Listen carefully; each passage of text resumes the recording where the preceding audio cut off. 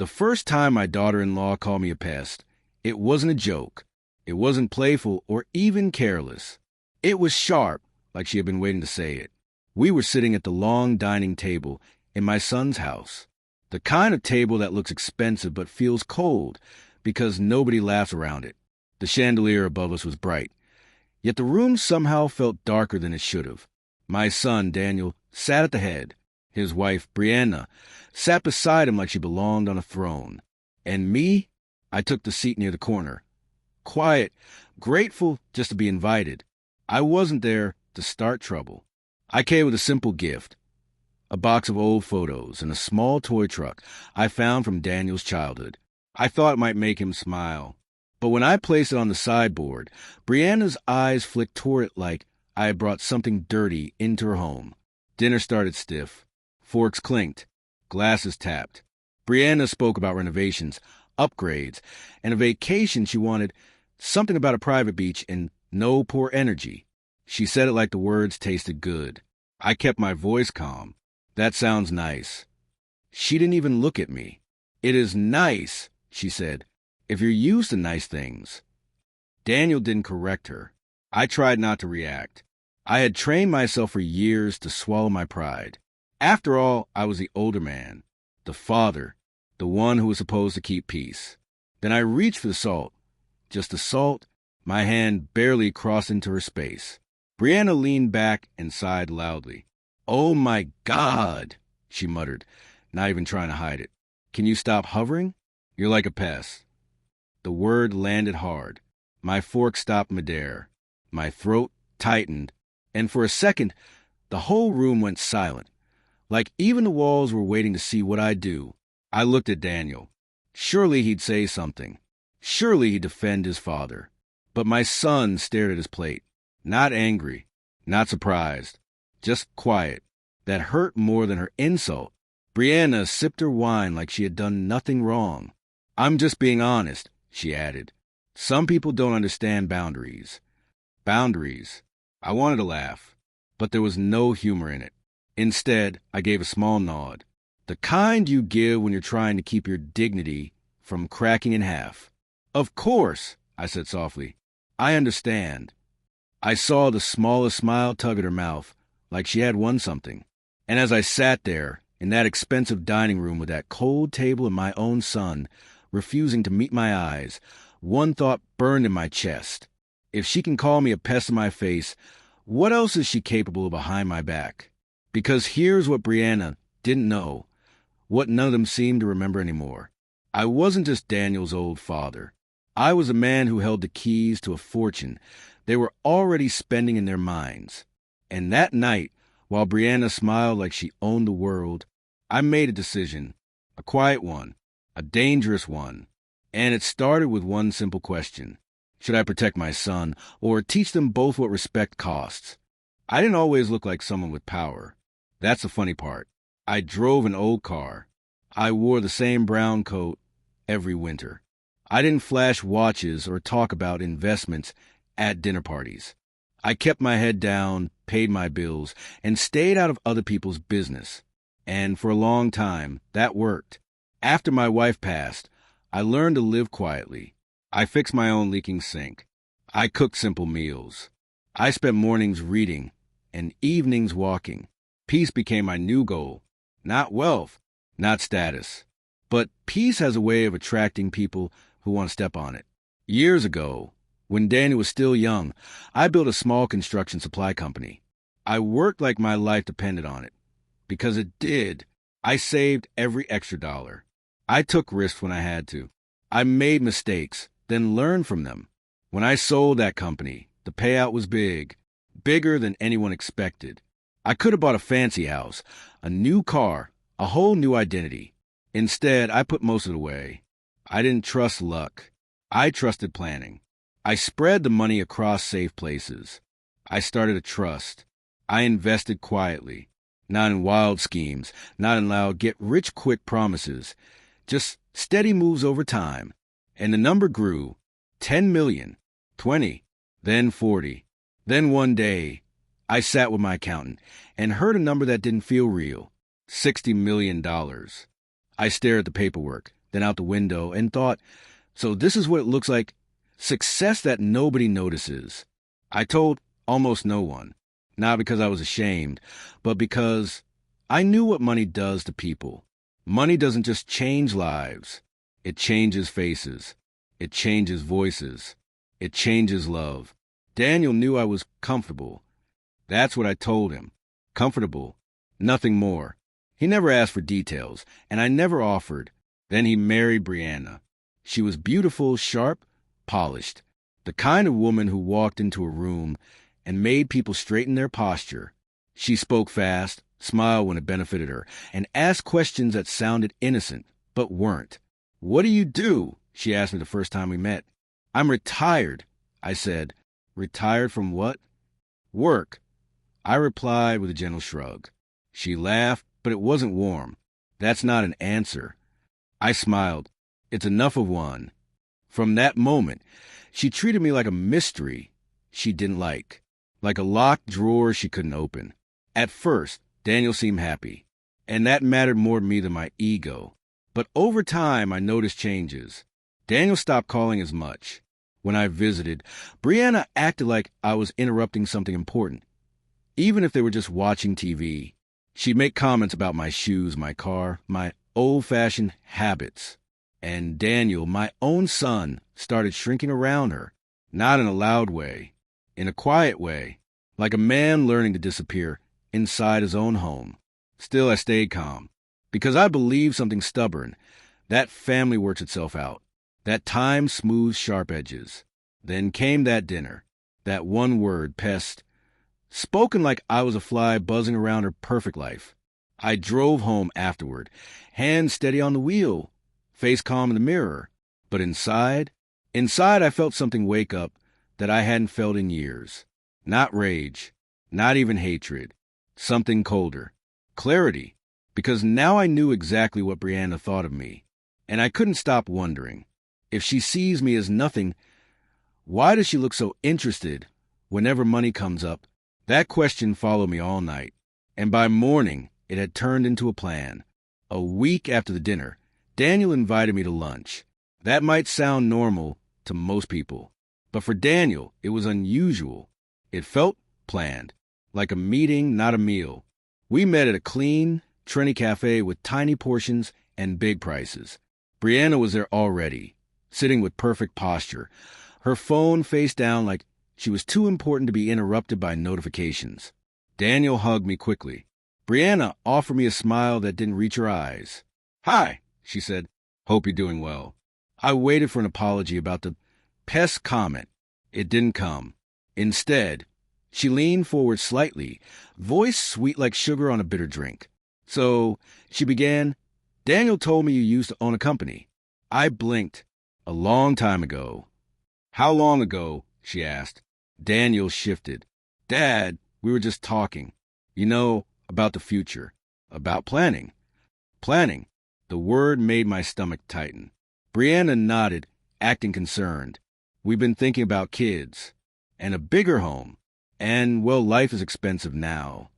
I sipped water. "It is." She smiled wider. "And family helps family, right?" There it was. Not a request. Not yet. A test. I looked at Daniel. He wouldn't meet my eyes again. He stared at his hands like they were more interesting than this conversation. Brianna continued. "I mean, we don't want to struggle unnecessarily. We're building something. And sometimes older generations have resources just sitting there. Just sitting there. Like my life's work was a forgotten pile in an attic." I set my glass down slowly. "And what exactly are you asking?" Brianna gave a little laugh. "Oh, nothing." "Not directly. It's just, I worry. Daniel works so hard. And you live alone. You don't really need much, do you?"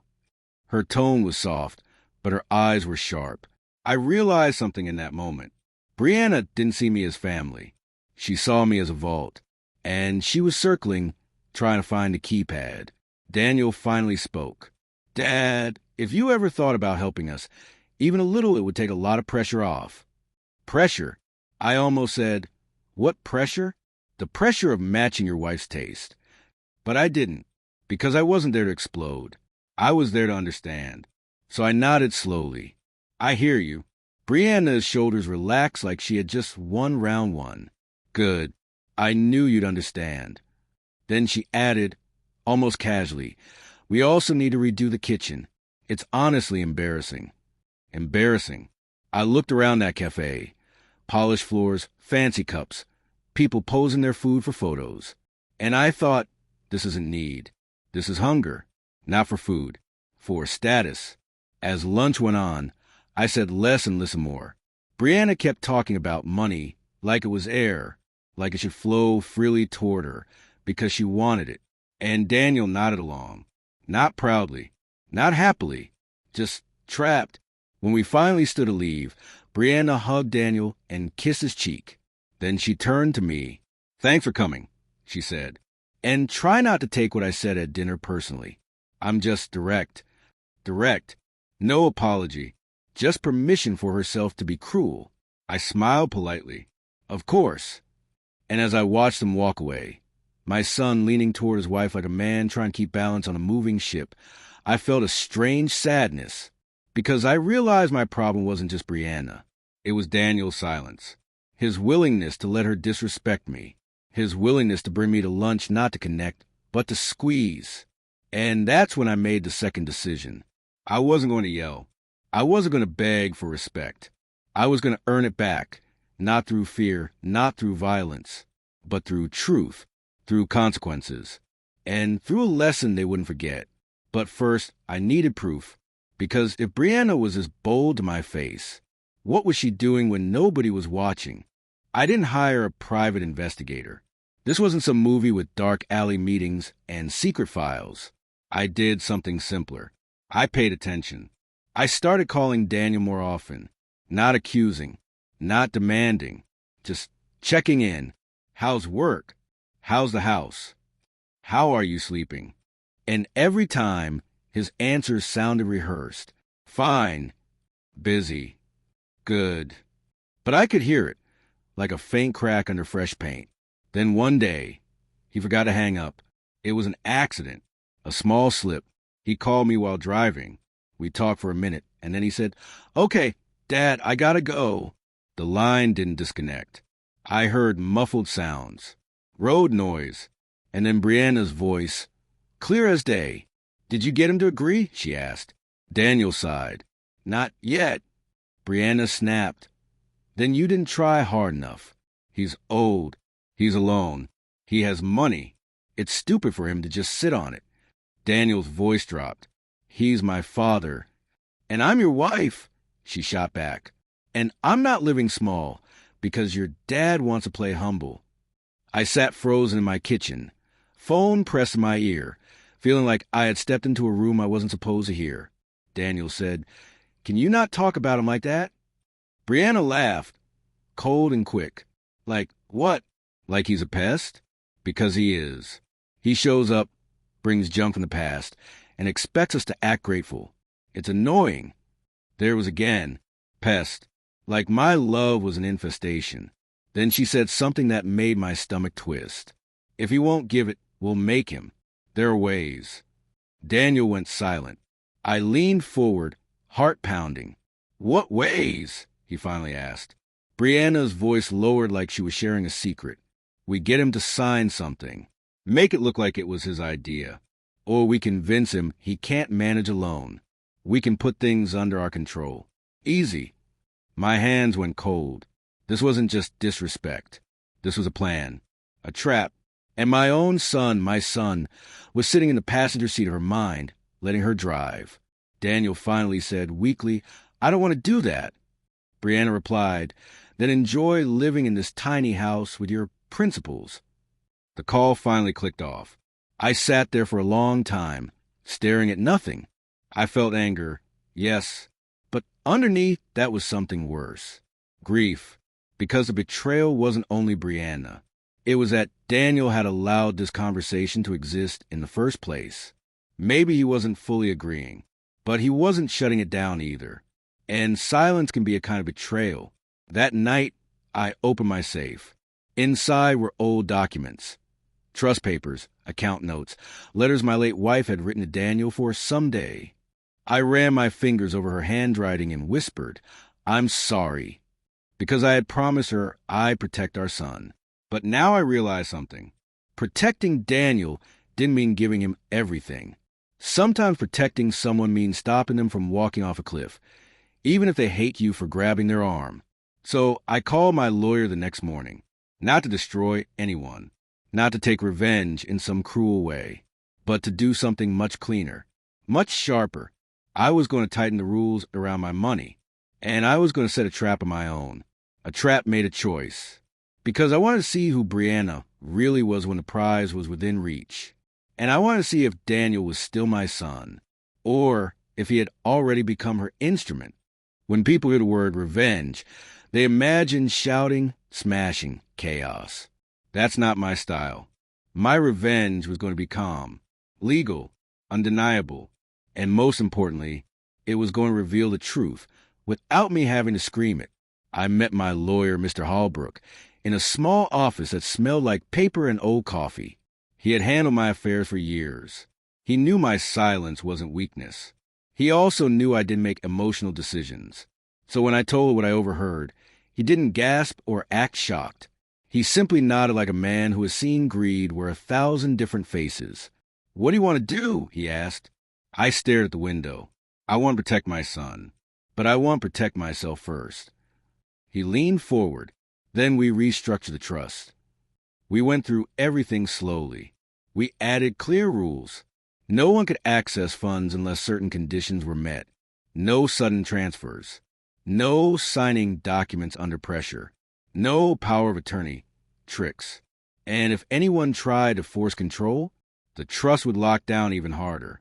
But that wasn't all. I created something else too. A family support fund under the trust. An amount that could help Daniel in real ways. Rent support if needed. Medical help. Education costs. Emergency money. But only for Daniel. Not for Brianna. Not for her embarrassing kitchen. Not for vacations. And if Daniel wanted access, he would have to meet with a counselor, a financial advisor. And yes, he would have come alone, because I wasn't going to pay to strengthen Brianna's grip on him. Then Mr. Holbrook asked, "Do you want them to know about the money?" I thought about Brianna's voice. He's old. He has money, it's stupid. I thought about Daniel's silence. And I said, not yet, because I wasn't done. I needed one more thing. A moment where Brianna would show her true face clearly, so clearly that even Daniel couldn't deny it. So I set the stage. I invited them to dinner at my house. My house wasn't flashy, but it was clean, warm, and full of history. Photos on the wall. Simple furniture. A life built, not bought. They arrived dressed like they were attending an event. Brianna looked around like she was judging my curtains. Daniel hugged me. "Smells good, Dad." "Thanks," I said. We sat down. I served roast chicken, potatoes, and a salad. Real food. Home food. Halfway through, I casually said, "I've been thinking about the future." Brianna's fork paused. Daniel looked up. I continued, calm as ever, about what happens when I'm gone. Brianna's eyes sharpened like a blade catching light. "I want to make sure things are handled properly." I added. Daniel swallowed. "What do you mean?" I leaned back. "I mean, I've done well for myself." Brianna smiled instantly. "I always knew you had something." There was again, not joy for me, not pride, not gratitude, just confirmation. I nodded slowly. "Yes, and I'll be making arrangements." Brianna reached across the table, too fast, too eager, and placed her hand over Daniel's like she was claiming him. "That's wonderful," she said, voice suddenly sweet. "It's smart to plan. We can help you with paperwork if you want." I smiled politely. "I'm sure you can." Then I said something that made the room feel lighter, like a match near gas. "I'll have my lawyer contact you soon. There will be a meeting." Brianna's face lit up like Christmas morning. "Perfect. We're free anytime." I nodded. "Good." And as I ate dessert, Brianna kept talking about family legacy and keeping wealth in the right hands. Right hands. Her hands. But I stayed calm, slicing pie like nothing mattered, because the plan was already moving. In a few days, they would sit in a lawyer's office, and Brianna would think she was about to win. She had no idea the room was built like a mirror, and all she had to do was speak, to expose herself completely. The lawyer's office was bright and quiet, the kind of quiet that makes people nervous because their own thoughts get loud. Daniel arrived first. He looked tired. His smile was forced, like he hadn't slept well in weeks. Then Brianna walked in, confident, stylish, smiling like she had already spent money that wasn't hers. She shook my lawyer's hand like she owned the place. "So nice to meet you," she said. "We're very excited to help with this process." Help. That word again. Always help when what she meant was take. We sat. Mr. Holbrook opened a folder and adjusted his glasses. "Mr. Lewis has asked me to discuss his estate planning and trust structure." Brianna leaned forward. "Yes, of course. We're family. We just want to make sure everything is handled properly." Mr. Holbrook nodded. Naturally. Then he looked at me. "Would you like me to begin with the totals?" Brianna's eyes widened. Daniel shifted uncomfortably. I kept my face calm. "Go ahead." Mr. Holbrook spoke clearly. "The current value of Mr. Lewis's assets, including investments and holdings, is approximately $60 million. Brianna's mouth opened slightly. Daniel's face drained of color. For a second, the room was silent. So silent I could hear the faint hum of the air conditioner. Then Brianna exhaled like she was trying not to scream. 60, she whispered, then laughed softly, like the number amused her. Wow, that's amazing. Daniel stared at me. Dad, is that true? I nodded once. Yes. He looked stunned, hurt, confused. Why didn't you tell me? Because I wanted to raise you with values. I said gently, not numbers. Brianna recovered fast. She always recovered fast. She clasped her hands together. This is incredible. Truly, we should discuss transferring some of it now. For taxes, and planning. It would be wise to put things under Daniel's name. Mr. Holbrook didn't react. He just turned a page. The trust is structured to protect the assets. Access is controlled. Brianna's smile tightened. Controlled by who? Mr. Holbrook glanced at me. By Mr. Lewis. Brianna's eyes flicked back to me. But Daniel is your son. I know, I said. So, she said slowly, what's the issue? I leaned forward slightly. The issue is respect. Daniel's breathing changed. Brianna blinked. Excuse me? I kept my voice calm. You call me a pest at dinner. Daniel's head snapped toward her. Brianna laughed, waving her hand. Oh my God. That? Are we really doing this now? It was nothing. It wasn't nothing, I said. Mr. Holbrook spoke next. There are also rules for distributions. Funds can support Daniel in certain circumstances, but there are restrictions. Brianna sat straighter. Restrictions? Mr. Holbrook nodded.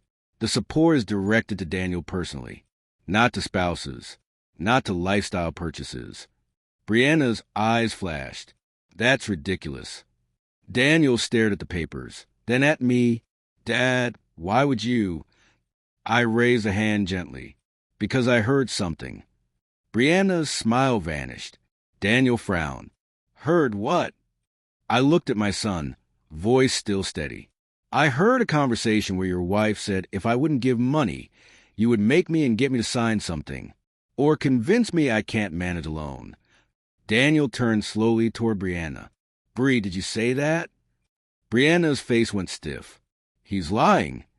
I didn't flinch. I'm not. Daniel's voice shook. Did you say it? Brianna snapped. I was stressed. I didn't mean it like that. Mr. Holbrook calmly slid another document forward. Mr. Lewis has also created a clause. If any family member attempt to pressure, manipulate, or take control of assets, distributions freeze for a set period. Brianna's nails dug into the chair arm. Daniel looked like he'd been punched without being touched. And then Brianna did something that sealed it. She stood up, voice rising. This is insane. He's punishing us because I said one word. Pest. I said pest. So what? Daniel's eyes widened, because now he wasn't hearing it from me. He was hearing it from her. Again, proudly, like she couldn't even pretend anymore. And in that moment, I saw it clearly. Brianna didn't love Daniel. She loved what Daniel could get her. And now the money was real, so the mask was slipping fast. But the next thing she said, that's what pushed everything into the final storm. Brianna's voice was loud enough that the receptionist outside the office peeked in. She didn't care. She pointed at me like I was the criminal. You're doing this to control us. You're dangling money like a leash. Daniel stood halfway, hands raised. Bree, stop. She spun toward him. No, you stop. This is your father trying to embarrass me. He's always been jealous of me. Jealous. I almost smiled at the absurdity. Then she said, if you loved us, you hand it over. All of it. Daniel is your only child. It belongs to him. I looked at Daniel. Does it? Daniel's lips parted, but no words came. Brianna stepped closer to him, gripping his arm. Tell him it's ours. Daniel pulled his arm away, gently but firmly. It's not ours, he said quietly. It's his. Brianna's face hardened. Wow. So you're choosing him over me. Daniel's eyes filled with something I hadn't seen in years. Exhaustion. I'm choosing reality, he said, voice shaking. You called him a pest. You talked about forcing him. You actually planned it. Brianna's expression flickered. Fear for half a second. Then anger covered it like paint. You're twisting it, she shouted. You know what? Fine. If I'm such a villain, then maybe I shouldn't be here at all. She grabbed her purse, turned toward the door, then paused like she expected Daniel to chase her. Daniel didn't move. That silence was a different kind of silence than before. This one wasn't betrayal. This one was waking up. Brianna stared at him. Daniel? He swallowed hard. How long have you been thinking about my dad's money? Brianna's eyes darted. What? Daniel's voice rose. Answer me. She scoffed. Everyone thinks about money. That's life. Daniel shook his head slowly. No, not like you do. I watched my son, heart heavy. Part of me wanted to comfort him. Another part of me knew this pain was necessary, because it was a pain of seeing truth. Brianna turned to me, eyes narrow. You're enjoying this. I replied softly, I'm grieving it. Her face twisted. Grieving? Please. You're a lonely old man who wants control. Mr. Hallbrook spoke calmly. Mrs. Lewis, please lower your voice. Brianna snapped. Don't tell me what to do. Then she leaned toward Daniel, voice suddenly sweet again, fake sweet. Baby, come on. We can fix this. Just tell him you need it. Tell him you can't breathe under all this pressure. Daniel stared at her like he was looking at a stranger, and he asked, barely above a whisper, do you even love me? That question hit the room like thunder. Brianna froze. For a second, she looked almost trapped by it. Then she laughed too fast, too sharp. Of course I do. Don't be dramatic. Daniel's eyes lowered. You didn't answer. Brianna's jaw tightened, and that's when she made her final mistake. She said, I love the life we're supposed to have, the life you promised me, and your father is standing in the way of it. Daniel's face crumpled, not loudly, not with a scream, just a quiet break, like a rope snapping inside a wall. He sat back down slowly, hands trembling. So, I'm a path, he whispered, not a person. Brianna realized what she had said, but it was too late. The truth was out. It wouldn't go back in. I stood up gently, not to threaten, not to gloat, but to end the nightmare.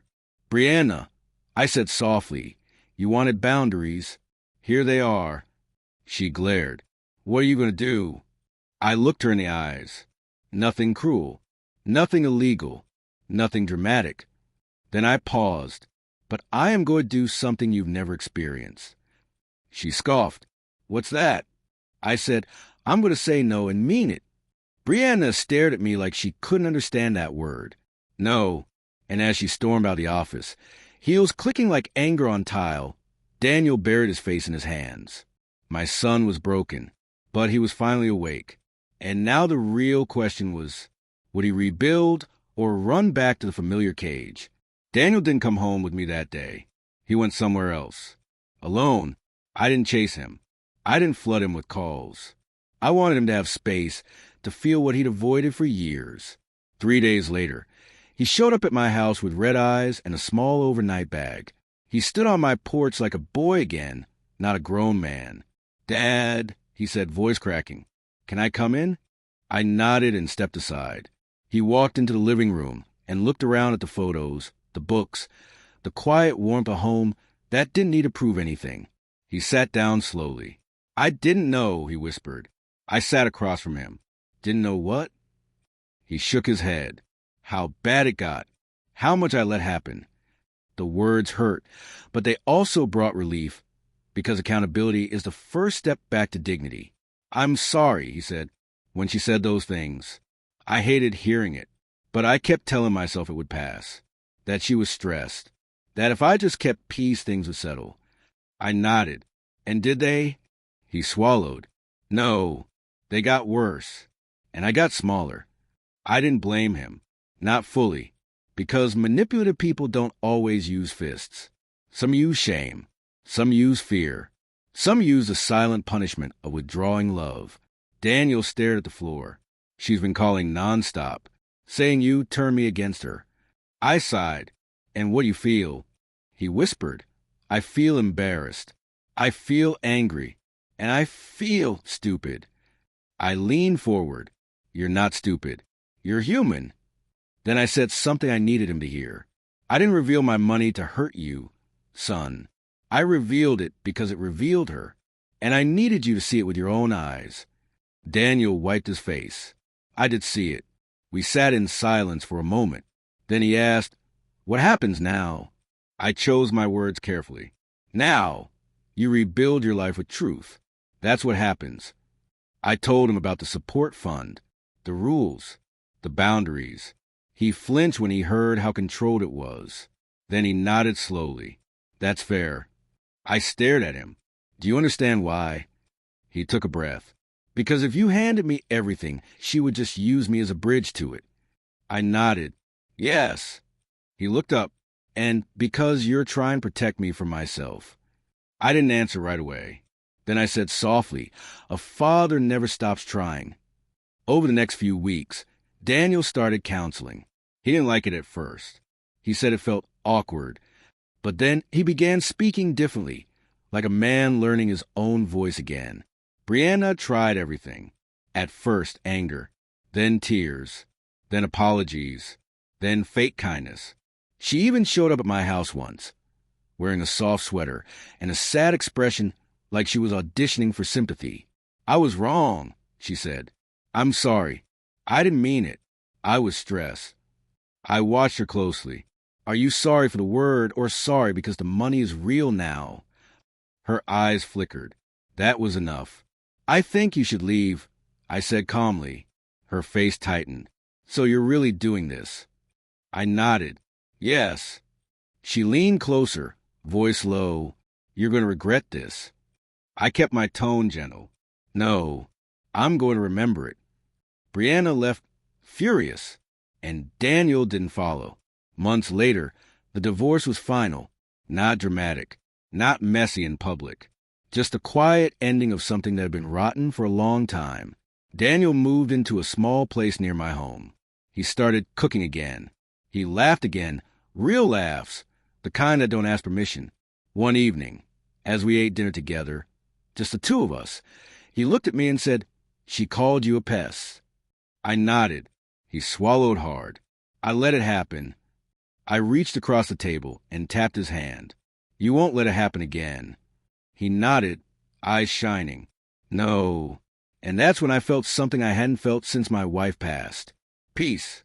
Not the fragile peace of avoidance, but the strong peace of truth. Because here's the lesson I learned, and the lesson I hope anyone listening learns too. Sometimes people don't reveal themselves when you're struggling. They reveal themselves when they think you have something they can take. And respect?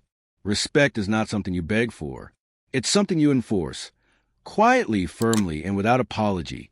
Because the moment you allow someone to treat you like a pest, they'll keep buzzing around your life, looking for something to steal, until you finally shut the window and breathe again